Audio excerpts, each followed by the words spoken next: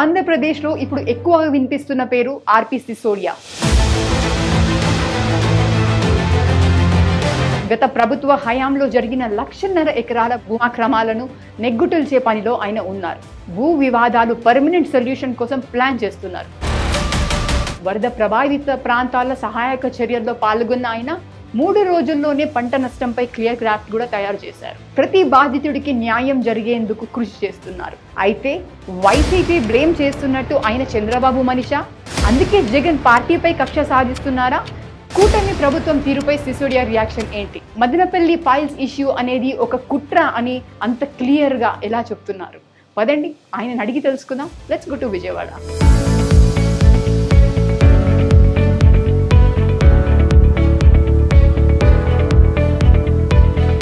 పలు జిల్లాల్లో కలెక్టర్ గాను, పలు డిపార్ట్మెంట్స్లో ఐఏఎస్ ఆఫీసర్ గాను చాలా మంచి గుర్తింపు తెచ్చుకున్నారు. సో అలాంటి డైనమిక్ ఐఏఎస్ ఆఫీసర్ తోటి ఇవాళ మన చిట్ చాట్. నమస్కారం సార్. నమస్కారం. ఎలా ఉన్నారు sir? I'm fine, thank you. Yeah, so first of all thank you so much sir for all your precious time. Welcome. So me background గురించి కొంచెం చెప్తారా సార్? మీరు ఎక్కడ పుట్టారు, ఎక్కడ పెరిగారు, మీ ఫ్యామిలీ పేరెంట్స్ గురించి? నేను ఉదయపూర్ సిటీలో పుట్టాను, రాజస్థాన్ స్టేట్. 1968లో పుట్టాను. నాకు ఒక ఎల్డర్ బ్రదర్ ఉన్నారు, మేము ఇద్దరు బ్రదర్సే. మా ఫాదర్ రాజస్థాన్ అడ్మినిస్ట్రేటివ్ సర్వీస్లో పనిచేశారు. మా మదర్ కూడా హిందుస్థాన్ జింక్లో ఎగ్జిక్యూటివ్గా పనిచేశారు. సో ఉదయపూర్లోనే నా స్టడీస్ మొత్తం జరిగినాయి. 21 ఇయర్స్లో నేను సివిల్ సర్వీసెస్ రాశాను. 22 ఇయర్స్లో నేను ఐఏఎస్ అయిపోయాను. గ్రేట్. సో మీ కాలేజ్ డేస్లో ఎలా ఉండేది సార్ మీరు జనరల్లీ? అంటే వయూ లైక్ జోవియల్గా ఉండేదా, స్టూడియోసా, ఎలా ఉండేది సార్ మీరు? కాలేజ్లో క్లాస్కి ఎక్కువ పోయేవాడిని కాదు. నేను నెలలో 1 or 2 days క్లాస్కి పోవడం, మిగతా రోజు అన్ని ఫ్రెండ్స్తో బయట సరదాగా తిరగడం, సినిమాలకి వెళ్ళడం, హాయిగా ఉండేవాడిని. క్లాస్ నేను ఎప్పుడు అకాడమిక్ స్టడీస్ని ఎప్పుడు సీరియస్గా తీసుకోలేదు, కానీ ఎప్పుడు క్లాస్లో టాప్ వచ్చేవాడిని. ఎగ్జామ్ ముందు జస్ట్ 2 days చదివి టాప్ అయిపోవాడిని. That's great sir. So generally ఇప్పుడు తెలుగు రాష్ట్రాల్లో మీరు ఎన్ని ఇయర్స్ అనుభవం ఉంది సార్? అండ్ మీకు ఈ తెలుగు గడ్డ, తెలుగు నేలలో ప్రజ మీకు ఎలా ఆదరిస్తున్నారు? మీ ఎక్స్పీరియన్స్ ఎలా ఉంది సార్? అయితే నేను 1991 బ్యాచ్ కాబట్టి మాకు 2 years అయితే ట్రైనింగ్ ఉంటుంది. 1 year మసూరిలో ఉంటుంది, 1 year మనకి అలవాట్ అయిపోయిన స్టేట్లో మాకు ట్రైనింగ్ ఇస్తారు. సో 91 సెప్టెంబర్ నుంచి 92 ఆగస్ట్ దాకా నేను మసూరి అకాడమీలో ఉన్నాను. దాని తర్వాత I reported to state government. మాకు 1 year ఇది డిస్ట్రిక్ట్ ట్రైనింగ్ చేస్తారు. నా డిస్ట్రిక్ట్ ట్రైనింగ్ వెస్ట్ గోదావరిలో అయింది. వెస్ట్ గోదావరిలో ఏలూరులో నేను ఉండేవాడిని. కానీ మా 1 year ట్రైనింగ్లో ఏంటంటే మేము విలేజ్ అడ్మినిస్ట్రేటివ్ ఆఫీసర్ నుంచి RI, revenue inspector, MRO, RDO, అవన్నీ లెవెల్స్ ఫస్ట్ మాకు అక్కడ ఇండిపెండెంట్ ఛార్జ్ ఇస్తారు. సో అట్లా నేను కొవ్వూరులో ఆర్డిఓ ట్రైనింగ్ అవ్వడం, భీమవరంలో నాకు ఎంఆర్ఓ ట్రైనింగ్ అయింది. పోడూరు అని ఒక విలేజ్ ఉంది, అది మండల హెడ్ క్వార్టర్ కూడా. అక్కడ ఒక 1 month నేను గ్రామ్ చావిడిలో ఉండి, విలేజ్ చావిడిలో ఉండి, అక్కడే 1 month ఆ విలేజ్ అడ్మినిస్ట్రేటివ్ ఆఫీసర్ని గురువుగా అనుకుని ఆయన చెప్పింది అన్నీ నేను గ్రహించాను. ఎలా విలేజ్ రికార్డ్స్ రాయాలి, ఎలా అడంగల్ రాయాలి, ఎలా విలేజ్ రికార్డ్స్ ఎలా. అప్పుడు అజమాయిష్ ఉండేది, అప్పుడు క్రాప్ బుకింగ్ ఉండేది.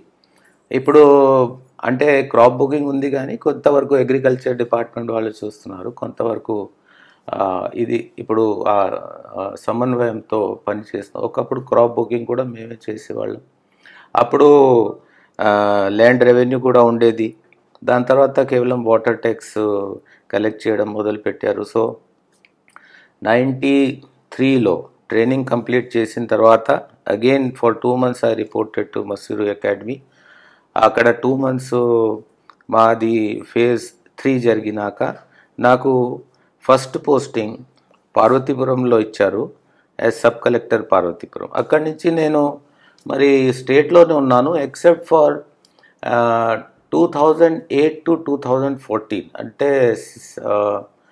6 years. అప్పుడు నేను ఢిల్లీలో గవర్నమెంట్ ఆఫ్ ఇండియాలో డెప్యుటేషన్ మీద పనిచేశాను. మళ్ళీ 2014 నుంచి వచ్చిన తర్వాత స్టేట్ బైఫర్కేట్, అప్పుడే స్టేట్ బైఫర్కేట్ అవ్వడం జరిగింది. ఈ ఆంధ్రప్రదేశ్ కొత్త రాష్ట్రంగా రావడం జరిగింది. సో అప్పుడే విదిన్ 6 months మేము మళ్ళీ ఇటు విజయవాడకి రావడం, ఇక్కడ సెటిల్ అవ్వడం జరిగింది. Okay, so most of your experience Telugu రాష్ట్రాల్లోనే ఉందని చెప్పొచ్చా? మోస్ట్ ఆఫ్ ద ఎక్స్పీరియన్స్ 6 సంవత్సరాలు తప్ప మిగతా కాలం మొత్తం నేను ఇప్పుడు దాకా ఆంధ్రప్రదేశ్లో ఉన్నాను. అంటే మరి అప్పుడు యునైటెడ్ ఆంధ్ర కాబట్టి తెలంగాణలో పనిచేసాను. నేను ఆదిలాబాద్లో పనిచేశాను, నల్గొండలో పనిచేశాను. అవి ఇప్పుడు పార్ట్ ఆఫ్ తెలంగాణ అయిపోయినాయి. బట్ అదర్వైజ్ ఓవరాల్ మనం ఆంధ్రాలోనే ఉన్నాం. ఓకే, సో ఇప్పటి వరకు మీరు డిఫరెంట్ పొజిషన్స్లో డిఫరెంట్ పోస్ట్లో పనిచేశారు. సో మీకు మెచ్చిన రోల్స్ అండ్ రెస్పాన్సిబిలిటీస్ ఏంటి సార్? నాకు ట్రైబల్ వెల్ఫేర్ డిపార్ట్మెంట్ నచ్చుతుంది ఎక్కువ. నేను ప్రాజెక్ట్ ఆఫీసర్ ఐటీడీఏగా 2 ఐటీడీఏస్ రెగ్యులర్గా చేశాను. ఉట్నూరు ఐటీడీఏ చేశాను, పార్వతీపురం ఐటీడీఏ నా సెకండ్ పోస్టింగ్ పార్వతీపురంలోనే పిఓ ఐటీడీఏగా అయ్యాను. అదేవిధంగా సీతంపేట ఐటీడీఏ కూడా ఇన్ఛార్జ్గా చూశాను. అవి చూస్తే tribals taluka way of living, వాళ్ళ కల్చర్, వాళ్ళ వాల్యూస్ సిస్టమ్స్ చాలా డిఫరెంట్గా ఉంటాయి. అది నాకు నచ్చింది. ఇంకొకటి ఏంటంటే ఈ రెగ్యులర్ పాపులేషన్తో కంపేర్ చేస్తే వాళ్ళు చాలా వెనుకబడి ఉండడమే కాకుండా ఈ ఫినాన్షియల్లీ ఎకానమికల్లీ కూడా చాలా వీక్. కాబట్టి వాళ్ళ కోసం ఏదైనా చేద్దామని ఒక తపన నాకు వచ్చింది. సో తర్వాత నేను రిక్వెస్ట్ చేసుకుని ట్రైబల్ వెల్ఫేర్ డిపార్ట్మెంట్లో సెక్రటరీగా పనిచేశాను, ప్రిన్సిపల్ సెక్రటరీగా పనిచేశాను, స్పెషల్ చీఫ్ సెక్రటరీగా పనిచేశాను. 3 tenures నేను యాజ్ సెక్రటరీ ట్రైబల్ వెల్ఫేర్ చేయడం జరిగింది. ఐఏఎస్ ఆఫీసర్గా కీలకమైన ఫస్ట్ కలెక్టర్గా మీరు ఎక్కడ పనిచేశారు? నాకు కలెక్టర్గా, ఇన్ఛార్జ్ కలెక్టర్గా 3 months అవకాశం దొరికింది. తర్వాత నల్గొండలో 3 years నేను కలెక్టర్గా పనిచేశాను. ప్రజాస్వామ్యంలో ఒక అధికారిగా ఎలాంటి స్వేచ్ఛా స్వాతంత్రం ఉంటుంది? అండ్ విధి నిర్వహణలో మీకు ప్రీవియస్ గవర్నమెంట్లో ఆ ఫ్రీడమ్ దొరికింది అనుకుంటారా? మీరు ఏమైనా ప్రాబ్లమ్స్ ఫేస్ చేసా అంటారు? విధి నిర్వహణ అంటే ఐఏఎస్ ఆఫీసర్గా పనిచేయడం అంటే చాలా కాంప్లెక్స్ ఇష్యూ. హార్వర్డ్ యూనివర్సిటీ వాళ్ళు జాబ్ ఆఫ్ కలెక్టర్ని టఫెస్ట్ మేనేజీరియల్ అసైన్మెంట్ కింద లెక్క పెట్టారు. One of the toughest managerial assignments in the world is the job of collector. ఎందుకంటే పొలిటీషియన్స్ ఒకవైపు ఉంటారు, ఒకవైపు ప్రజలు ఉంటారు. ప్రజల తాలూకా కొన్ని రిక్వైర్మెంట్స్, కొన్ని డిమాండ్స్ ఉంటాయి. పేదవాళ్ళు ఉంటారు, పెద్ద రాయితీలు ఉంటారు, తర్వాత ప్రెస్ ఉంటుంది, తర్వాత వేరే రకాలుగా ప్రెషర్ గ్రూప్స్ ఉంటాయి, కెలమిటీస్ వస్తాయి, ఎలక్షన్స్ వస్తాయి, రెగ్యులర్ పని కూడా చేయాలి, అవన్నీ చూసుకోవాలి. ఏమైనా మేజర్ యాక్సిడెంటు, కెలమిటీ, సైక్లోన్ ఇవన్నీ జరిగితే ఒక 24 గంటలలోనే ఆ కలెక్టరు అన్ని పనులు చేసుకొని పెట్టాలి. అది కూడా ప్రజలకి అందరికీ సాటిస్ఫాక్షన్తో చేయాలంటే ఆ విధి నిర్వహణ అంటే ఒక ఐఏఎస్ ఆఫీసర్ తాలూకా పని వేరే పనులతో పోల్చి చూసుకుంటే చాలా డిఫరెంట్ ఉంటుంది. ఎందుకంటే ఒకరోజు మీరు అగ్రికల్చర్ డిపార్ట్మెంట్ చూస్తారు, ఒకరోజు ట్రైబల్ డిపార్ట్మెంట్, ఒకరోజు మెడికల్ హెల్త్ చూస్తారు, ఒకరోజు మీరు యానిమల్ హస్బెండరీ చూస్తారు, ఒకరోజు మీరు ల్యాండ్ రెవెన్యూ చూస్తారు. ఇవన్నీ సబ్జెక్ట్స్ మీద మాస్టరీ వస్తేనే తప్ప మన కింద పనిచేసేవాళ్ళు, అది అగ్రికల్చర్ ఎక్స్పర్ట్స్ కావచ్చు, అది డాక్టర్స్ కావచ్చు, మెడికల్ ప్రొఫెషనల్స్ కావచ్చు, యానిమల్ హస్బెండరీ వెటర్నరీ డాక్టర్స్ కావచ్చు, లేకపోతే చాలా దశాబ్దాల తరబడి ఒకే డిపార్ట్మెంట్లో బతుకుతున్నటి వాళ్ళు కావచ్చు. కాబట్టి వాళ్ళని కంట్రోల్ చేయాలంటే మనం విదిన్ నో టైం కొత్త పని నేర్చుకోవడం, విదిన్ నో టైం వాళ్ళని కంట్రోల్ చేసుకొని నేర్చుకోవడం, అదంతా ఒక రకమైన చూస్తే ఇది చాలా ఛాలెంజింగ్ అసైన్మెంట్. అండ్ ఇలా ఇప్పుడు కొన్నిసార్లు కొన్ని గవర్నమెంట్స్లో కొన్ని స్వేచ్ఛ ఎక్కువ ఉంటుంది, కొన్నిసార్లు తక్కువ ఉండొచ్చు. అవంతా పొలిటికల్ డిస్పెన్సేషన్ మీద ఆధారపడి ఉంటుంది. కాబట్టి some times you get more freedom, some times you get less freedom. ఇలాంటి సిచ్యువేషన్స్ మా లైఫ్లో వస్తూనే ఉంటాయి. ప్రతి 5 సంవత్సరాలకి ప్రభుత్వం మారుతుంది. కానీ మేము ఇప్పుడు నాకు 38 సంవత్సరాలు సర్వీస్లో వచ్చిన తర్వాత నుంచి రిటైర్ 38 సంవత్సరాలు నేను ఇదే జాబ్లో ఉంటాను. సో అది ఒక చాలా డిఫరెంట్ కైండ్ ఆఫ్ ఎక్స్పీరియన్స్. 5 ఇయర్స్లో వీళ్ళు మారిపోతారు కానీ మేము మాత్రం మారటానికి వీల్లేదు. సో మీ రిటైర్మెంట్ అయిపోయాక ఇక్కడే అందరితో మాట్లాడుతూ ఇక్కడే ఉన్నాం, because you might have got associate with many bureaucrats friends చాలా మంది అయ్యే ఉంటారు. సో మీరు ఇక్కడే ఈ తెలుగు నేల మీద rest of the life spend చేద్దాం అనుకున్నారు, are you want to go back to your home town sir? Home town వెళ్ళే ప్రసక్తి అయితే లేదు, ఎందుకంటే పేరెంట్స్ ఇప్పుడు ఉన్నారు, రేపు వాళ్ళు ఉంటారని గ్యారంటీ ఏం లేదు. నేను ఉదయపూర్ విడిచిపెట్టి ఆల్మోస్ట్ 89లో విడిచిపెట్టాను, ఎందుకంటే నేను 1 ఇయర్ సేల్లో జాబ్ చేశాను. ఇప్పుడు నాకు అక్కడ ఫ్రెండ్ సర్కిల్ కూడా లేదు, నాకు తెలిసిన వాళ్ళు లేరు. కనీసం ఆంధ్రాలో నాకు తెలిసిన వాళ్ళు ఉన్నారు, ఫ్రెండ్స్ ఉన్నారు.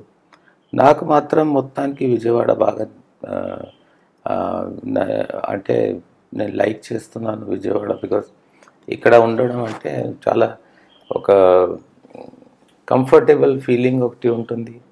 ఎందుకంటే మరీ పెద్ద పట్టణాల్లాగా అక్కడ ఒక ఎనానిమిటీ లేకపోతే ఒక రకంగా మనం ఎక్కడ ఉన్నాము మనం ప్లేస్ చేయని పరిస్థితుల్లో లేము. వేర్ వి స్టాండ్ ఒక మీడియం సైజ్ టౌన్లో, that is my personal opinion. అంటే కొంతమందికి మెట్రో సిటీస్ ఇష్టం ఉండొచ్చు, కానీ ఆ ఎక్స్పెన్షన్లో దీంట్లో somehow I don't feel comfortable. కాబట్టి నేను డిసైడ్ చేసింది ఏంటంటే ఇల్లు కొనేసుకున్నాను, ఇక్కడే ఉండిపోదామని. రిటైర్మెంట్ తర్వాత కూడా ఇప్పుడైతే అదే ప్లాన్లో ఉంది. That's so nice sir. మీకు మూగ జంతువులు అంటే కూడా చాలా ఇష్టం కదా, నేను చూసాను మీ దగ్గర పెట్స్ కానీ మీరు మెడిటేషన్ చేసే ఏరియా అవన్నీ చూసాను నేను. సో మీ దినచర్య ఎలా ఉంటుంది సార్ ఈ ఎనిమల్స్తో కానీ ఇంట్లో కానీ? యానిమల్స్ అయితే నాకు ఏమో మరి చైల్డ్హుడ్ నుంచి ఇష్టం. ఇప్పుడు ఎందుకు ఇష్టం అంటే చెప్పడం కష్టం, కానీ as a small child also నేను చిన్న కుక్క పిల్లల్ని, రోడ్ మీద ఉన్న కుక్క పిల్లిల్ని వాళ్ళందరినీ నాకు ఇష్టం. నేను వాళ్ళని పెంచేవాడిని. వాళ్ళని ఎప్పుడు నేను ప్యాట్స్ లేకుండా మాత్రం నా లైఫ్లో ఎప్పుడు చిన్నప్పటి నుంచి నేను కనీసం ఒక 2-3 కుక్క పిల్లలు లేకపోతే క్యాట్స్ లేకపోతే రకరకాల యానిమల్స్ని నేను పెంచాను. కాబట్టి అది ఒక బహుశా నా బ్లడ్లోనే లవ్ ఫర్ యానిమల్స్ ఉందేమో అని నేను అనుకుంటున్నాను. దినచర్య చూస్తే ప్రొద్దున 5-5:30కి లేస్తాను. I do half an hour pranayama, half an hour of yogasanas and minimum 1 hour of meditation every day. దాని తర్వాత పనిలో పడతాం. డే మొత్తం అలా పనిలోనే గడిచిపోతాం. ఓకే, సో అందుకే మీరు ఎప్పుడు చూసినా కూడా చాలా ప్రశాంతంగా ఉంటారు. Meditation one of the reason sir. ఇంత స్ట్రెస్ఫుల్ లైఫ్లో కూడా మీరు ఫ్రీగా పని చేస్తున్నారంటే what could be the main reason? చాలామంది అదే అంటారు, సార్ మీరు అలా కూల్గా ఉంటారు ఏంటి, అసలు ఇక్కడ ఫైర్ నడుస్తుంది. ఇప్పుడు మొన్న విశాఖపట్నంలో యాక్సిడెంట్ జరిగింది, లేకపోతే వరదలు వచ్చినాయి గోదావరిలో, రేపు సైక్లోన్ వస్తుంది, రకరకాల వర్క్ ప్రెషర్స్ ఉంటాయి.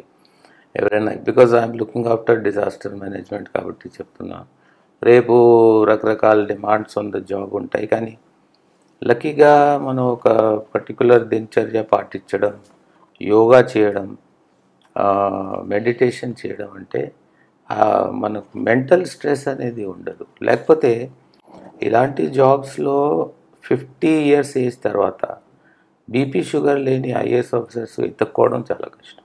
బికాజ్ మనకి ఆ ప్రెషరు మనకి తెలియకుండానే ఆ ప్రెషర్ మన బాడీ మీద ఇంపాక్ట్ చేసేసి మనకి హై బ్లడ్ ప్రెషరు, డయాబెటీస్ ఇవన్నీ ఖచ్చితంగా వచ్చే అవకాశాలు ఉన్నాయి.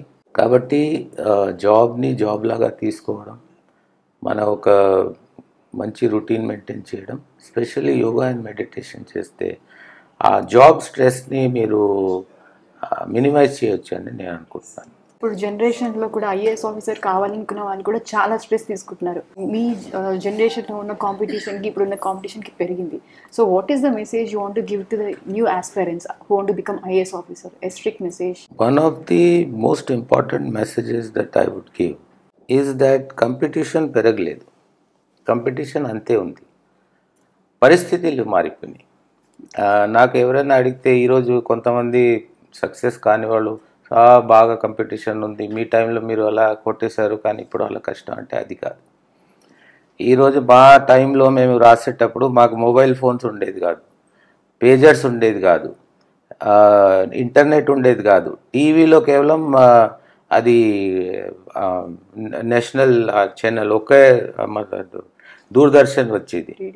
ఈరోజు వికీపీడియా, గూగుల్, మీకు ఏది కావాలన్నా ఇమీడియట్గా మంచి తెలుసుకోవచ్చు. ఆ రోజులో ఒక్క పర్టికులర్ క్వశ్చన్కి ఆన్సర్ ఎతకాలంటే లైబ్రరీలో పోతే బుక్ దొరకదు, టీచర్కి అడిగితే టీచర్కి తెలియదు, పేరెంట్స్కి అడిగితే పేరెంట్స్కి తెలియదు, ఎవరికి అడగాలని తెలియదు. ఈరోజు వికీపీడియా వచ్చింది, గూగుల్ తల్లి వచ్చింది, అన్నీ చెప్పేస్తుంది గూగుల్ తల్లి. ఆ రోజు చెప్పేవాళ్ళు ఎవరు లేరు. ఆ రోజు అసలు ఎత్తుక్కోవడానికి ఢిల్లీ ఎతికి అక్కడి నుంచి పుస్తకాలు తేవడం జరిగింది. So I compare this argument with an argument. నల్గొండలో నేను కలెక్టర్ ఉండేటప్పుడు సింగిల్ రోడ్ ఉండేది. నల్గొండ హైదరాబాద్ మధ్యన డిస్టెన్స్ 100 కిలోమీటర్స్. అప్పుడు 100 కిలోమీటర్స్, ఈరోజు 100 కిలోమీటర్స్. ఆ రోజు సింగిల్ రోడ్ అంబాసిడర్ వెహికల్, ఈరోజు మర్సిడీస్ 6 లేన్ రోడ్. ఆ రోజుల్లో 2 ఇయర్స్లో పోయేవాడు, ఈ రోజుల్లో 1 అవర్లో 2 అవర్స్లో పోయేవాడు 1 అవర్లో పోవచ్చు. కాంపిటీషన్ పెరిగిందా, సిచ్యువేషన్ మారిందా? ఏ కాంపిటీషన్ పెరగలేదు. అప్పుడు టాప్ 100, ఇప్పుడు ఇంటెలిజెన్స్లో ఎవరైతే టాప్ 100లో ఉన్నారో ఆయనే అప్పుడు ఐఏఎస్ అయ్యేవాడు, ఈరోజు ఐఏఎస్ అవుతున్నాడు. కాంపిటీషన్ ఎక్కడా పెరగలేదు. మీకు excess to knowledge, excess to technology, information explosion, అవి ఆ పరిస్థితి అప్పుడు లేవు. అందుకే ఎవరు ఆ మాట చెప్తారంటే నేను మాత్రం అది వినే పరిస్థితుల్లో ఉండను. కాంపిటీషన్ ఎప్పుడు అంతే ఉంది. 100 మంది కంపీట్ చేసి ఐఏఎస్ అయ్యేవాళ్ళు ఆ కాలంలో, ఈరోజు 100 మంది అయిపోతున్నారు. అది right. So I duly agree to your point. So coming back to the discussion, like ప్రస్తుతం గడిచిన ఎన్డీఏ పాలనలో ఈ 3 నెలల్లో ఈ ప్రభుత్వం ఎలా నడుస్తుందంటారు సార్ మీరు? ప్రభుత్వం బాగానే నడుస్తుంది. ఎందుకంటే పూర్వం జరిగిన కొన్ని అవకతవకలు లేకపోతే కుంభకోణాలు అవన్నీ ఈ ప్రభుత్వం చాలా చిత్తశుద్ధితో ఉంది. మనం ప్రజలకి మంచి చేద్దామనే ఉద్దేశంతో ప్రభుత్వం వచ్చింది. ఎక్కడైతే మనకి ప్రాబ్లమ్స్ ఉన్నాయి అన్ని ప్రాబ్లమ్స్ సార్ట్ చేయాలి. పేదవాళ్ళు అసలు చీఫ్ మినిస్టర్ గారు ఏమంటున్నారంటే, ఇప్పుడు మనం ఇప్పుడే Viksit Andhra Pradesh as a part of Viksit Bharat అంటే 2047 నాటికి భారతదేశం ప్రపంచంలో ఫస్ట్ అవ్వాలి. మన ఉద్దేశం ఆంధ్రప్రదేశ్ భారతదేశంలో ఫస్ట్ అవ్వాలి. ఆ ఉద్దేశంతో పని చేస్తున్నారు. జీరో పవర్టీ ఇస్ ద నినాదం. ఎక్కడా కూడా పవర్టీ ఉండటానికి వీల్లేదు. ఎక్కడా కూడా ఆకలితో చచ్చే అవకాశాలు ఉండకూడదు. అందరికీ మంచి అవకాశాలు, విద్యా అవకాశాలు దొరకాలి, ఉద్యోగ అవకాశాలు దొరకాలి, అందరికీ ఒక డీసెంట్ లైవ్లీహుడ్ దొరకాలి. లేని వాళ్ళకి ప్రభుత్వం మొత్తం వాళ్ళకి హెల్ప్కి రావాలి అని ఈ ప్రభుత్వ చిత్తశుద్ధితో పనిచేస్తుంది. ప్రస్తుతానికి నేను ల్యాండ్ చూస్తున్నాను కాబట్టి ల్యాండ్ మీద ఉన్నటువంటి గ్రాబింగ్ కావచ్చు, లేకపోతే ఏమైనా ఇర్రెగ్యులారిటీస్ కావచ్చు, అవన్నీ సరి చేయడానికి మా డిపార్ట్మెంటు మేము మొత్తం సిద్ధంగా ఉన్నాం.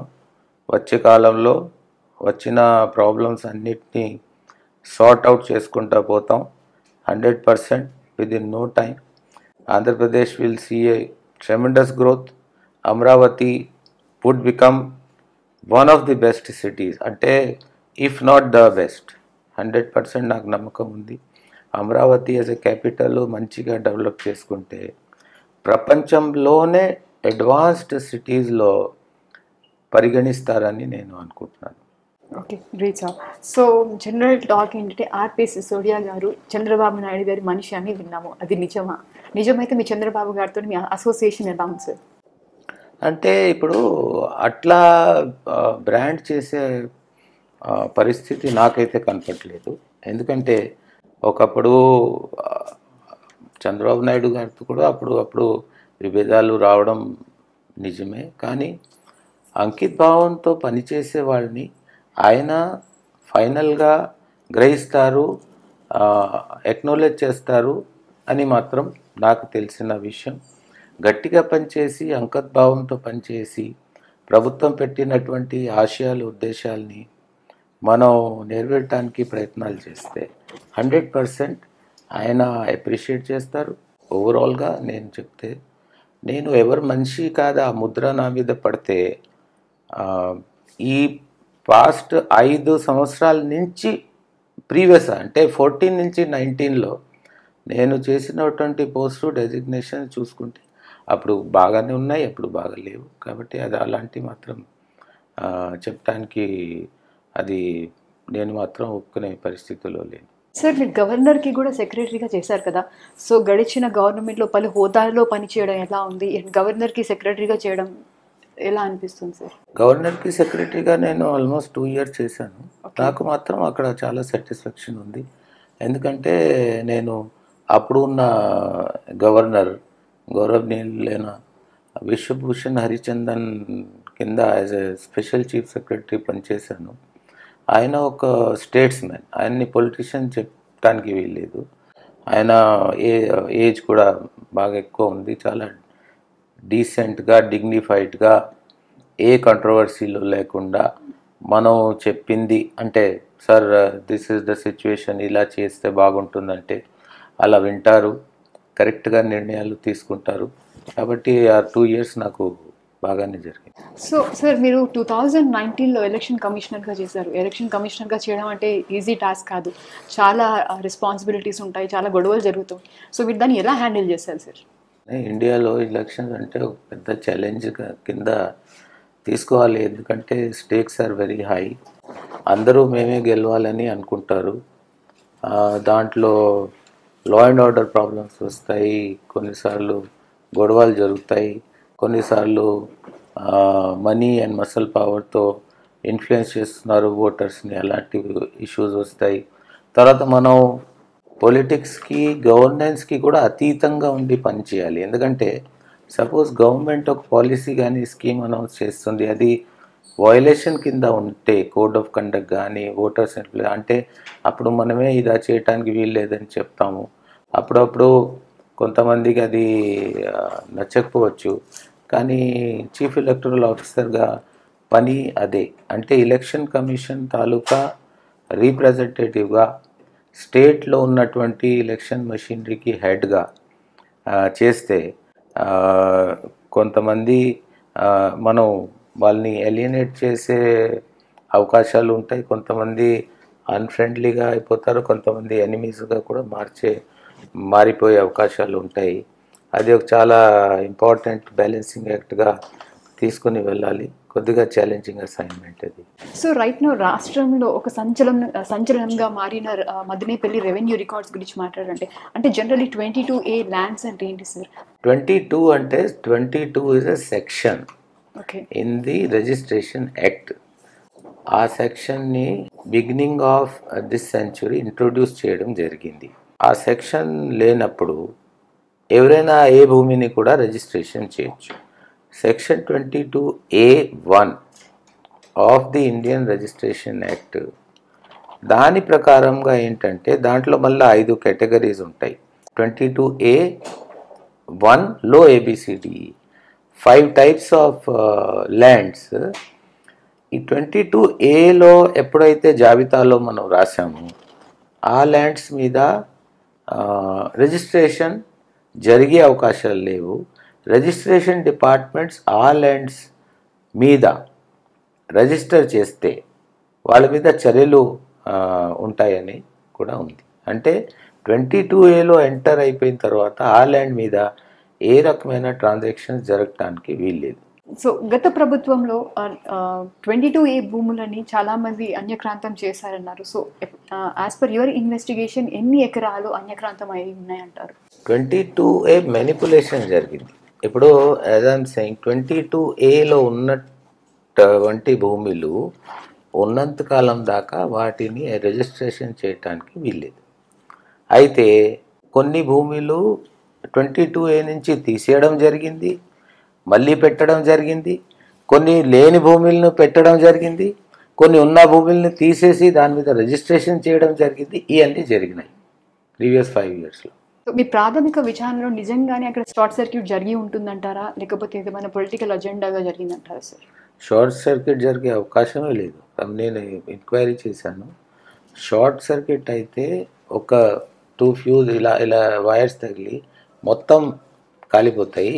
ఇమీడియట్గా ద మీటర్ 0కి వచ్చేయాలి. కానీ అక్కడ అలా జరగలేదు. 11:30కి ఫైర్ యాక్సిడెంట్ అయింది. The voltage in the meter the reading స్లోగా కింద దిగితే వచ్చింది. ఫైనల్గా వాళ్ళు కట్ చేశారు, 0 అయిపోయింది. Even the electricity department experts also told that it is not a fire accident. So absolutely fire accident, short circuit కానీ షార్ట్ సర్క్యూట్ వలన ఫైర్ యాక్సిడెంట్ జరిగే 0 ఛాన్స్. ఓకే, సో ఇప్పుడు జనరల్లీ నేరపూరితమైన వాళ్ళకి శిక్ష పడుతుంది, బట్ ఈ డాక్యుమెంట్స్ ఏవైతే ఫైర్ యాక్సిడెంట్ కాలిపోయారు వాటిని మళ్ళీ మనం ఎలా రిక్రియేట్ చేయొచ్చు అంటారు సార్?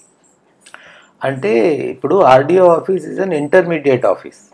ఆర్డీఓ ఆఫీస్లో very few files originate and terminate. ఇప్పుడు the good revenue files, land related files originate mostly at MRO office, terminate at collector office.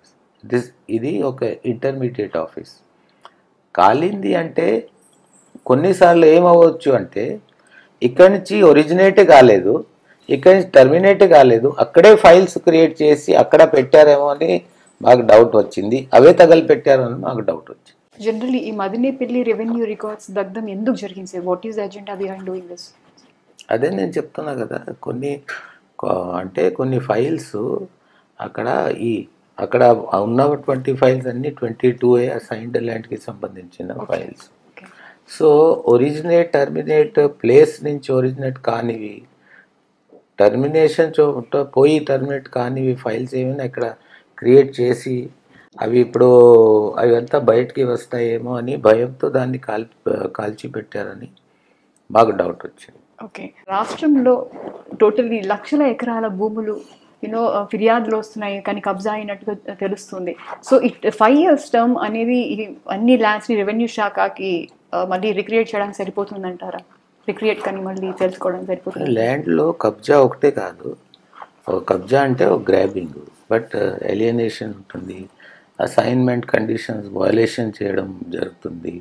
22A నుంచి తీసేయడం అంటే land grabbing, assigned lands manipulation, 22A manipulation, assign ల్యాండ్స్ని eligible కాకుండానే అన్యాక్రాంతం చేయడం, ఇలాంటివి జరిగినాయి. సో టోటల్ ఎక్స్టెంట్ చూస్తే 13 లక్షల ఎకరాలు భూమిలు అసైన్డ్ ల్యాండ్స్ ఫ్రీ హోల్డ్ చేయడం జరిగింది. ఫ్రీ హోల్డ్ అంటే అర్థం ఏంటంటే అవి 22A నుంచి తీసేయడం జరిగింది. 20 years తర్వాత అమ్మొచ్చు అని ఆ యాక్ట్లో కూడా అమెండ్మెంట్ చేయడం జరిగింది. 2022లో ఒక యాక్ట్ 9/77 నుండి దాన్ని 22లో అమెండ్ చేశారు. ఒరిజినలీ డీ పట్టా భూములు ఎప్పుడూ ఎవరికి అమ్మటానికి వీల్లేదు, కేవలం తరతరాలుగా పిల్లలకి మనవరాలకి పోయే భూమి అది. కానీ అది అమెండ్ చేయడం జరిగింది. తర్వాత ఫ్రీ హోల్డ్ మీద ఒక జియో ఇచ్చారు 596, దాన్ని బట్టి 13 lakh acres ఫ్రీ హోల్డ్ అయినాయి.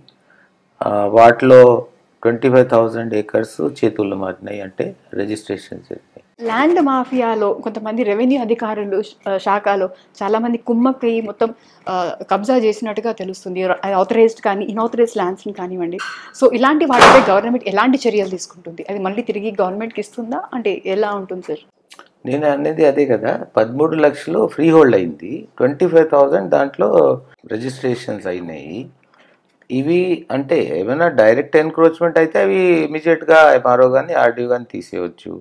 ల్యాండ్ గ్రాబింగ్ అయితే ఇప్పుడు కొత్త ప్రభుత్వం కొత్త చట్టం కూడా తీసుకురాబోతుంది. యాంటీ ల్యాండ్ గ్రాబింగ్ లా తీసుకొచ్చి జైలు సెంటెన్స్ కూడా దాంట్లో పెట్టడం జరిగింది. బెయిల్ లేకుండా కూడా ల్యాండ్ గ్రాబింగ్ యాక్ట్లో వస్తుంది. తర్వాత ఎవరైనా వాళ్ళ దగ్గర ఉన్న ఆస్తులు ఎక్స్ప్లెయిన్ చేయలేకపోతే అవి కూడా నువ్వు ల్యాండ్ గ్రాబ్ చేశాను అజ్యూమ్ చేయడం అని ప్రిజ్యూమ్ చేయడం అనేది కూడా ఆ యాక్ట్లో ఆ చట్టంలో ఒక భాగం. అది కూడా త్వరగా ఆంధ్రప్రదేశ్లో తీసుకురాబోతున్నాం. Generally on the same note like revenue records ఎప్పుడైతే డిస్ట్రాయ్ చేశారో అప్పుడు దానికి రిలేటెడ్ ఆఫీసర్స్ని సస్పెండ్ చేశారు, కానీ దాని వెనుక కూడా చాలామంది హస్తం ఉందని తెలుస్తుంది. సో అలాంటి వాళ్ళని మీరు ఎలా గుర్తిస్తారు? వాళ్ళకి ఏమైనా శిక్ష ఉంటుందా సార్? అది సిఐడికి ఎంక్వైరీ. ఇప్పుడు మనం చేసింది రెవెన్యూ పరంగా ఏం అవ్వచ్చు, ఏం కారణాలు, ఎవరెవరు బాధితులు అని మనం గుర్తించుకున్నాం, ముగ్గురిని సస్పెండ్ చేసాం, అయిపోయింది. But the larger angle criminal conspiracy, criminal angle అయ్యంతా ఇన్వెస్టిగేట్ చేసేది సిఐడి. ఆ సిఐడి ఇప్పుడు యాక్టివ్ ఇన్వెస్టిగేషన్లో ఉంది. త్వరలోనే ఆ రిజల్ట్స్ మన ఎదురుగా వస్తాయని నేను అనుకుంటున్నాను. గత ప్రభుత్వంలో కింద స్థాయిలో ఉన్న రెవెన్యూ ప్లేస్లో ఉన్న అధికారులు అంటే ఫార్మర్స్ భూమిని కానీ కొంచెం తగ్గించడం కానీ లేకపోతే పేరుని తారుమారు చేయడం కానీ ఇలాంటివి జరిగాయి కదా. సో ఈ టాక్ బాగా నడుస్తుంది, దాన్ని మీరు ఎలా కరెక్ట్ చేస్తారు సార్? మనం పైనుంచి ఒక క్లియర్ కట్గా డైరెక్షన్స్ ఇచ్చి, అయ్యా మీరు అవకతవకలకి పాల్పడితే శిక్ష పడుతుందని క్లియర్ కట్గా చెప్పగలిగితే అన్నీ అక్కడికక్కడే ఆగిపోతాయి. ఇప్పుడు ప్రభుత్వం ఎట్లాగా 3 నెలల దాకా ఏ ల్యాండ్ని ఏ కేటగిరీ నుంచి వేరే కేటగిరీ పెట్టడానికి వీల్లేదు, A22A నుంచి తీయటానికి వీల్లేదు, ఏ రకమైన రిజిస్ట్రేషన్ కూడా ఇలాంటి భూముల మీద ఫ్రీ హోల్డ్ మీద జరగటానికి వీల్లేదని చెప్పడం జరిగింది. ఆగిపోయినాయి. అప్పుడు ఎంకరేజ్ చేసి ఇర్రెగ్యులారిటీని ఎంకరేజ్ చేస్తే ఇప్పుడు జనరల్గా ఈ కింద స్థాయిలో మండల్ లెవెల్లో పనిచేసే వాళ్ళు ఏంటంటే వాళ్ళు పెద్దవాళ్ళ మాట వింటారు. సో అలా ప్రీవియస్గా జరిగింది, కానీ ఇప్పుడు అవి జరగటానికి వీల్లేదు, జరగదు కూడా.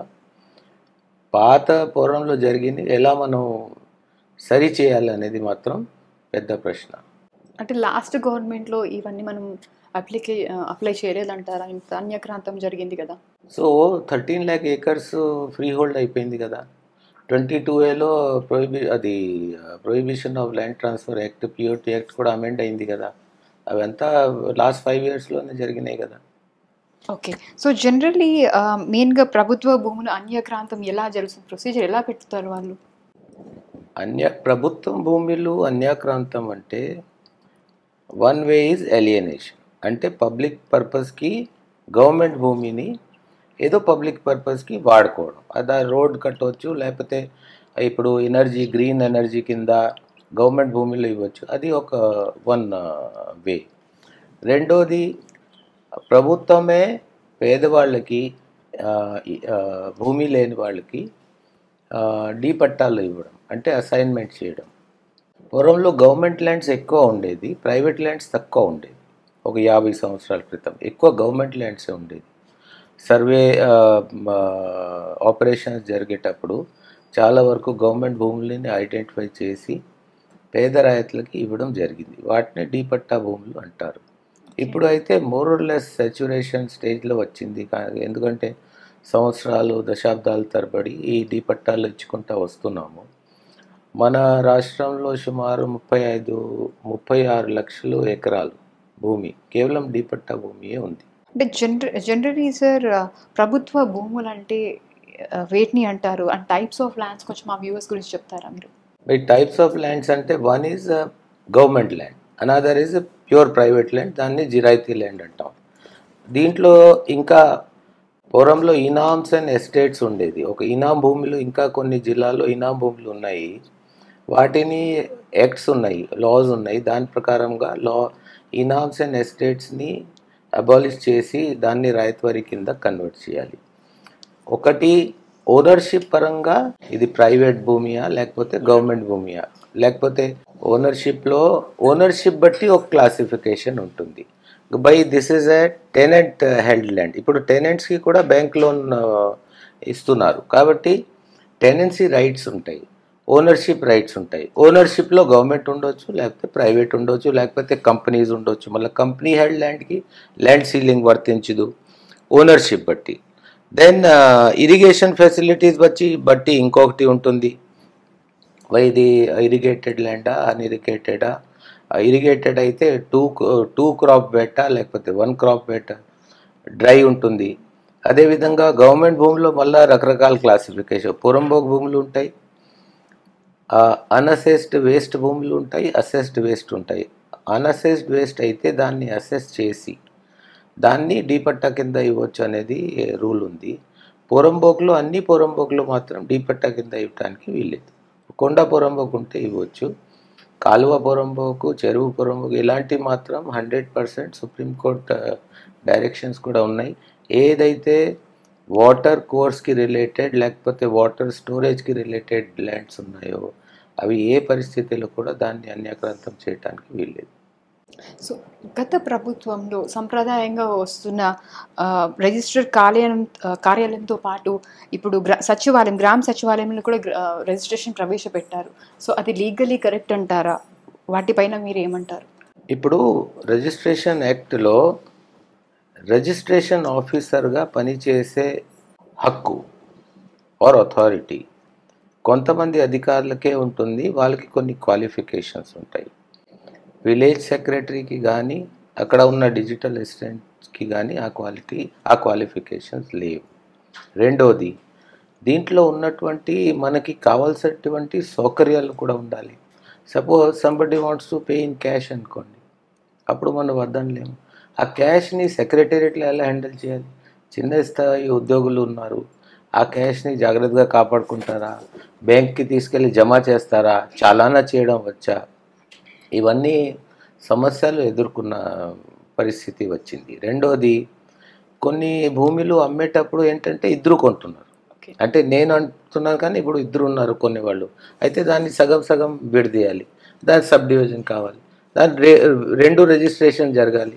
అవి అక్కడ ఫెసిలిటీస్ లేవు, వాళ్ళకి ఆ కాంపిటెన్స్ కూడా లేదు. కాబట్టి this government has decided we will not have any registration at the village level, only sub registrar and above. Okay. And మెయిన్గా మాట్లాడాలంటే గత ప్రభుత్వంలో చాలా మటుకు ఫేక్ పాస్బుక్లు సర్క్యులేట్ అవుతూ ఉన్నాయి. చాలామంది ఆ ఫేక్ పాస్బుక్లు పెట్టి లోన్స్ కూడా తీసుకుంటున్నారు బ్యాంక్ నుంచి. సో దాని గురించి మీరు ఎలాంటి చర్యలు తీసుకుంటున్నారు సార్?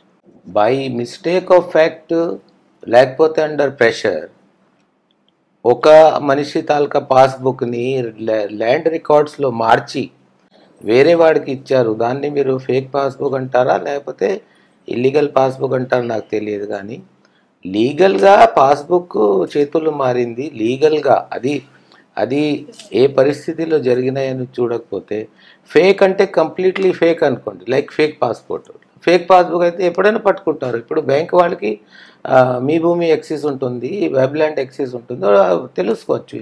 ఈయన ఫలా పట్టేదారా కాదని తెలుసుకోవచ్చు. తెలుసుకుంటే ఇప్పుడు అక్కడ పట్టాదారు మారిపోయారంటే ఇది ఒక different kind of problem. So అది జరుగుతున్నాయా సార్ అలాంటివి? ఫేక్ పాస్బుక్లు క్రియేట్ చేయడం, ఫేక్ పాస్పోర్ట్స్ మాత్రం సంగతి అయితే అప్పుడప్పుడు పోలీస్ కేసు అయిపోతుంది, అది దాన్ని చేస్తారు. పాస్బుక్ చేతులు మారిపోయినాయంటే దాని మీద ఎట్లా చేయాలంటే దాని మీద ఎంక్వైరీ ఉంటుంది. కరెక్ట్గా పాస్బుక్ చేతులు మారినాయా లేకపోతే ఇల్లీగల్ జరిగినాయా అంటే దాని మీద ఎంక్వైరీ వేరే, ఇట్స్ డిఫరెంట్ ఇష్యూ. అందుకే రెవెన్యూ సదస్సు పెడదామని అనుకున్నాము.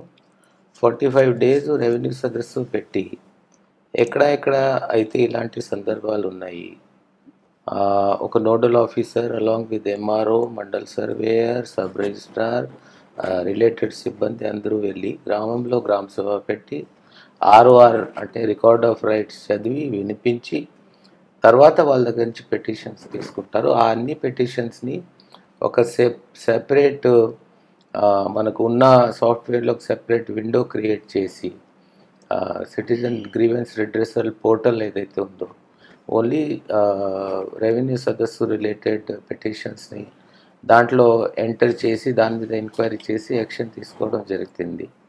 Within 90 days this work should be over. ఇప్పుడు ఫోటోని ఆర్థోగ్రాఫికలీ కరెక్ట్ చేసి దాని మీద ల్యాండ్ పార్సల్స్ది మ్యాప్ రెడ్లో పెట్టేసి జియో రెఫరెన్సింగ్ చేస్తున్నాం. కొన్ని చోట్ల అప్పుడు మాన్యువల్ సర్వేటప్పుడు ఒక 5 సెంట్లు 10 సెంట్లు అటు ఇటు కావడం జరిగింది. ఇప్పుడు కరెక్ట్ పద్ధతిలో జరిగింది అంటే మరి ఆ ఎక్స్టెంట్ మాత్రం ఇక్కడ ఆన్ రికార్డ్ ఉండొచ్చు, కానీ ఆన్ ఫీల్డ్ లేదు. On field suppose this room is 100 square feet అనుకోండి, నేను 105 రాస్తే ఇది ఖచ్చితంగా 100 feet ఉండాలి, అది ఒక ఇష్యూ. రెండోది, ఫార్మర్ టు ఫార్మర్ మ్యూటేషన్ జరిగేటప్పుడు ఏమైనా ఎక్స్టెంట్ కరెక్షన్ చేస్తున్నారంటే దాన్ని వీళ్ళు ఆ వెబ్లాండ్లో కానీ మీ భూమిలో వెరిఫై చేయొచ్చు. ఫార్మర్స్నే ఆథెంటికేట్ చేసే అధికారం ఇచ్చామంటే దానివలన వచ్చే ప్రమాదం చాలా ఉంటుంది. ఎందుకంటే అందరూ ఫార్మర్సు ఆనెస్ట్గా చేస్తారనేది ఎవరికి మాత్రం లేదు. కొంతమంది మధ్యలో ఉన్న వాళ్ళు, దళారులు, లేకపోతే ఎక్కువ చదివే వాళ్ళు, క్రిమినల్స్, వాళ్ళు దీన్ని వాడుకొని ఇంకేదో చేస్తారనే ఉద్దేశంతో ఇది ఒక గవర్నమెంట్ ఉద్యోగి ఏమైనా తప్పు చేస్తే అతన్ని రేపు పట్టుకోవచ్చు, అతన్ని సస్పెండ్ చేయొచ్చు, జైల్లో పెట్టవచ్చు. కానీ ప్రైవేట్ పార్టీని మనం ఎలా పట్టుకుంటాం? రేపు అట్లాంటి సమస్యలు వస్తాయి. కాబట్టి ఉన్న ఉన్న మషీనరీ మీదే బాగా పట్టు పెట్టి బాగా కంట్రోల్ చేసి మానిటర్ చేసి పని చెప్పించగలిగితే సరిపోతుంది. Okay, well said. అండ్ ఇంకొక విషయం రిగార్డింగ్ ల్యాండ్స్, అంటే ఒకప్పుడు ఆన్లైన్ లేనప్పుడు చాలా చిన్న చిన్న మిస్టేక్స్ జరిగేవి. అంటే లైక్ యూనో ల్యాండ్ జరిగిందనో లేకపోతే గోడ కట్టుకున్నారనో ఎలాంటి రిపోర్ట్స్ వచ్చేవి. కానీ ఇప్పుడు ఈ ల్యాండ్స్ గురించి పెద్ద పెద్ద క్రైమే జరుగుతుంది, మర్డర్లు జరుగుతున్నాయి, మాఫియా జరుగుతుంది. సో ఇవన్నీ అరికట్టాలంటే ఎలాంటి స్టెప్స్ తీసుకోవాలి సార్? అన్నీ అరికట్టాలంటే ల్యాండ్ మీద ఒక ఖచ్చితమైన ఒక సిస్టమ్ ఉండాలి. గవర్నమెంట్ ఆఫ్ ఇండియా ఇప్పుడు రీసెంట్లీ ఈ బడ్జెట్లో అనౌన్స్ చేశారు. ఏ స్టేట్ అయితే ఈ రిఫార్మ్స్, అంటే దీంట్లో చాలా రకాల రిఫార్మ్స్ ఉంటాయి. ఎవరైతే ఈ రిఫార్మ్స్ చేస్తారో వాళ్ళకి అన్టైడ్ ఇన్సెంటివ్ అమౌంట్ ఇస్తారని ఫైనాన్స్ మినిస్టర్ గారు బడ్జెట్ స్పీచ్లో చెప్పారు. ఆ స్కీమ్ కూడా వచ్చింది. Land record modernization is a very complex issue. ఒకటి, ఉన్నటువంటి ల్యాండ్ రికార్డ్స్ అన్నీ డిజిటైజ్ చేయాలి. ఉన్నటువంటి మ్యాప్స్ అన్నీ జియో రెఫరెన్సింగ్ ఉండాలి. ఈ రికార్డ్కి ఈ మ్యాప్కి లింక్ ఉండాలి. ఇక్కడ ఎవరైతే పట్టాదారు ఉన్నాడో వాడు ఆధార్ కార్డ్ లింక్ ఉండాలి. ఇప్పుడు ఇట్స్ ఏ కాంప్లెక్స్ ప్రాసెస్. నా దగ్గర ఆధార్ కార్డు ఉంది. ఈరోజు నా ఆధార్ కార్డ్తో మనం అన్నీ లింక్ అయి ఉన్నాయి. ఆధార్ ఉంటే మీ బ్యాంక్ అకౌంట్ ఏంటి, మీ ఈరోజు మొబైల్తో కనెక్ట్ అయిపోయింది. ఆధార్ ఓటీపీ వస్తే మీరు డిజిటల్ సిగ్నేచర్ చేయొచ్చు. జస్ట్ ఆ పద్ధతి పెట్టడం. సో ల్యాండ్ రికార్డ్స్ డిజిటైజ్ అవ్వడం, ల్యాండ్ మ్యాప్స్ జియో రెఫరెన్స్ అయ్యి కనెక్ట్ అవ్వడం, ఆధార్ లింకేజ్ అవ్వడం, ఇది అంతా మళ్ళీ సబ్ రిజిస్ట్రార్ ఆఫీస్కి లింక్ అవ్వడం. సబ్ రిజిస్ట్రార్ అంటే రిజిస్ట్రేషన్ డిపార్ట్మెంట్కి ఉన్న సాఫ్ట్వేర్ ఈ సాఫ్ట్వేర్కి లింక్ ఉండడం. ద మూమెంట్ నేను ఇక్కడ if I cell my land here, in registration department immediately as soon as transaction is done, ఇమీడియట్గా నాకు పట్టా మారిపోవాలి, మ్యూటేషన్ జరిగిపోవాలి. ఎవరో అప్లికేషన్ కరెక్ట్గా ట్రాన్సాక్షన్ జరిగి నేను కొన్నాను, ఇతను అమ్మాడు, అమ్మేవాడి పేరు నా పేరు వచ్చేయాలి, ఆధార్ నంబర్ ఇమీడియట్గా మారిపోవాలి. ఇదంతా కంప్యూటర్ పరంగా జరగాలి. ఈ రెండు సిస్టమ్స్ వచ్చిన తర్వాత సపోజ్ సమ్ డెత్ జరిగింది, విల్, సో ఇమీడియట్గా పిల్లలకి ఆ మ్యూటేషన్ ఇమీడియట్గా ఆటోమేటిక్గా జరగాలి. ఇవన్నీ పద్ధతులు స్లోగా వస్తాయి. To a large extent Andhra Pradesh has been a forerunner in utilizing IT technology for everything including management of land. కాబట్టి ఫ్యూచర్లో ఇది ఇంకా పకడ్బందీగా అవుతుందని నాకు బాగా నమ్మకం ఉంది. ప్రముఖమైన ఆఫీసర్గా, ఐఏఎస్ ఆఫీసర్గా మీరు ప్రజలకు ఇచ్చే సందేశం ఏంటి సార్? ప్రజలకి ఇచ్చే సందేశం ఏంటంటే, అందరూ దయచేసి చిత్తశుద్ధితో ఉండండి. దొంగతనం చేసేవాడికి మనం అవకాశం ఇచ్చేనే దొంగతనాలు అవుతాయి. మనం ప్రలోభాలకి పాల్పడి, అంటే ఇప్పుడు ఇట్స్ జనరల్ కమెంట్, కొన్ని దేశాల్లో like Norway, Sweden, crime rate almost zero. ఎందుకు? మన ఇండియాలో ఒక రెడ్ లైట్ చూసి అక్కడ పోలీస్ వాడిని ముందు చూస్తాం, రెడ్ లైట్ని తర్వాత చూస్తాం. ఎందుకంటే పోలీస్ వాడు లేనప్పుడు పారిపోతాం. ఒక క్యూ సిస్టమ్ పెట్టారు.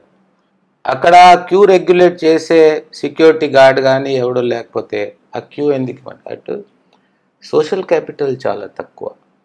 కాబట్టి అది ఒక మన యాటిట్యూడ్లో మార్పు రావాలి. చిత్తశుద్ధితో చేస్తే 100%. ఇప్పుడు ఎవరు అవకాశం ఇచ్చారు ఆఫీసర్కి? ఎవరు పోయి లంచం ఇస్తాను కదా వాడు పని చేస్తాడు. లంచం లేనిది ఎందుకు పని చేస్తాడు? సో ఎవరు ఎంకరేజ్ చేశారు? తల్లిదండ్రులు ఈరోజు పిల్లలకి ఏం పాఠాలు చెప్తున్నారు? నువ్వు పోయి మంచి మార్కులు సంపాదించుకో, కావాలంటే చిట్ తీసుకెళ్ళు, కావాలంటే మొబైల్ ఫోన్ తీసుకెళ్ళు. అది ఏమైనా చెప్పాల్సిన పనియా?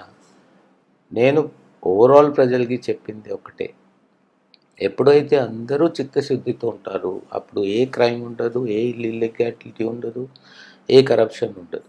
కానీ అప్పుడు దాకా మనం దీన్ని ఎలా ఎదుర్కోవాలని ఇలా మనం అందరం దానికోసం పకడ్బందీగా కలిసికట్టుగా అందరూ పనిచేయాలి. ఈ రాష్ట్రం బాగుపడాలి, ఈ రాష్ట్రం బాగా ప్రగతి చెందాలి, వికసిత ఆంధ్రప్రదేశ్ లాగా పేరు పొందాలి. జీరో పవర్టీ అనే నినాదం మాత్రం ఏదైతే ఆనరబుల్ చీఫ్ మినిస్టర్ గారు ఇచ్చారు ఆ జీరో పవర్టీ రాష్ట్రంగా నిలబడాలని అందరికీ కోరుకుంటున్నాను.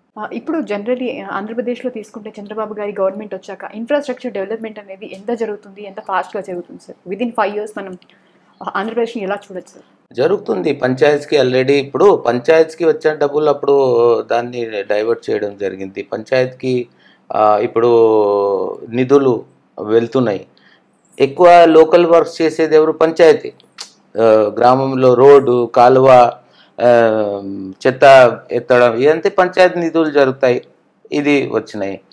ఆల్రెడీ రోడ్స్ రిపేర్కి ఆల్రెడీ ఆర్డర్స్ ఇచ్చేయడం జరిగింది. గవర్నమెంట్ నుంచి రావాల్సినవి ఏవేవైతే ఉన్నాయో అవన్నీ కూడా రాబట్టుకుని మన ఆదాయం పెరగాలంటే దానికోసం మా రిజిస్ట్రేషన్ డిపార్ట్మెంట్లో కూడా మేము పెంచుకుంటా పోవాలి. అన్ని డిపార్ట్మెంట్ ఒకటి మనకి ఆదాయం పెరగాలి, రెండోది మనకి ఎక్కడైతే అనవసరం ఖర్చులు ఉన్నాయి అవి తగ్గాలి. ఇన్ఫ్రాస్ట్రక్చర్ మాత్రం 100% పెరగాలి. రోడ్ నెట్వర్క్ ఈరోజు బాగాలేదు ఆంధ్రప్రదేశ్లో. రోడ్లు బాగా గుంతలు పడిపోయినాయి, అవి అంతా రిపేర్ చేసుకోవాలి, కొత్త రోడ్ రావాలి. ట్రైబల్ ఏరియాలో ఇప్పుడు దాకా కొన్ని గ్రామాలకు అసలు రోడ్ లేని సందర్భాలు ఉన్నాయి. ప్రెగ్నెంట్ విమెన్ని డోలీ మీద హాస్పిటల్కి తీసుకెళ్ళే ఎగ్జాంపుల్స్ ఉన్నాయి. కాబట్టి అవన్నిటికీ మనకి ఇన్ఫ్రాస్ట్రక్చర్ అవసరం. ఇండస్ట్రీ చాలా అవసరం. ఇండస్ట్రియల్ డెవలప్మెంట్ ఉంటే, ఒక ఇండస్ట్రీ పెడితే 100 మందికి డైరెక్ట్ ఎంప్లాయ్మెంట్ దొరికితే 1000 మందికి ఇండైరెక్ట్ ఎంప్లాయ్మెంట్ ఒక పాన్ డబ్బా పెట్టుకుంటాడు, టీ కొట్టు పెట్టుకుంటాడు. సో ఓవరాల్గా బిజినెస్ ఎన్వైరన్మెంట్ బాగా ఉండాలి అంటే లా అండ్ ఆర్డర్ ప్రాబ్లమ్స్ ఉండకూడదు. ఎక్కడైనా కమ్యూనల్ టెన్షన్స్ ఉన్నాయి, లేకపోతే ఆడవాళ్ళ మీద జరిగే అత్యాచారం, ఇలాంటివి తగ్గుకుని పోతే ఒక కాన్ఫిడెన్స్ ఏర్పడుతుంది జనాల్లో. ఇన్వెస్టర్స్ వస్తారు. ఇన్వెస్టర్స్ వస్తే ఆంధ్రప్రదేశ్ ప్రగతి చెందుతుంది. అదే ఉద్దేశంతో ప్రభుత్వం పనిచేస్తుంది. సో ఇప్పుడు ఇన్వెస్టర్స్ అంటే కంపెనీస్, ఎంఎన్సీస్ కంపెనీస్ అలాంటివి ఏమైనా వస్తున్నాయి సార్ హైదరాబాద్? ఇప్పుడు వస్తున్నాయి. They are showing lot of interest. Godrej company CEO మొన్నే వచ్చి చీఫ్ మినిస్టర్ గారితో కలిసి వెళ్ళారు. చాలామంది ఇప్పుడు మేము తిరిగి వస్తాము, అమర్ రాజా బ్యాటరీ ఒకప్పుడు ఇక్కడి నుంచి పారిపోయింది, మళ్ళీ వస్తాము అన్నట్టు మూడ్లో ఉండొచ్చు. ఇలాంటి సో స్లోలీ అమరావతిలో ఇన్వెస్ట్మెంట్స్ వస్తాయి. Okay.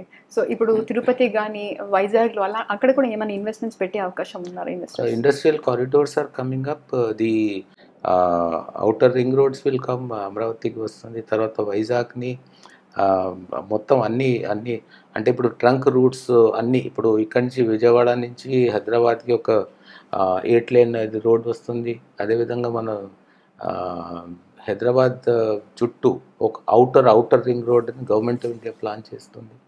The infrastructure network, the trunk network, ఎక్కడైతే బ్రిడ్జ్లు రావాలి అవన్నీ వస్తే ఓవరాల్గా ఎకనామిక్ యాక్టివిటీ విల్ ఫ్లరిష్.